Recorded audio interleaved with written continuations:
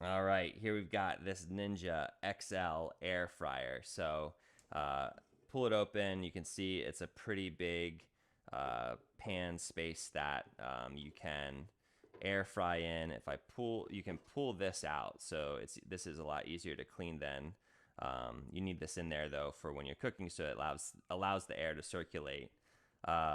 It's got the kind of rubber to keep it sitting in there, but not scratch the nonstick of the air fryer. Yeah, fairly easy to clean, fairly easy to use. So just like any air fryer, you put that in there. You turn it on, you pick your temperature, you pick your time, and you can also tell it what you want it to do, whether it's reheating, air frying, air roasting, baking, or dehydrating. So we're always using the air fry option, but all of these other options are going to work as well. Just keep in mind, like, it's not necessarily going to cook like you're used to something cooking in the oven or whatever. So yeah, works well. Great for like nuggets, French fries.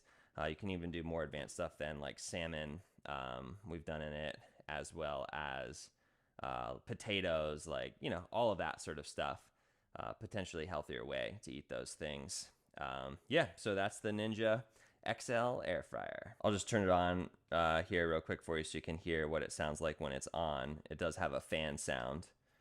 So air fry, temp, time, start.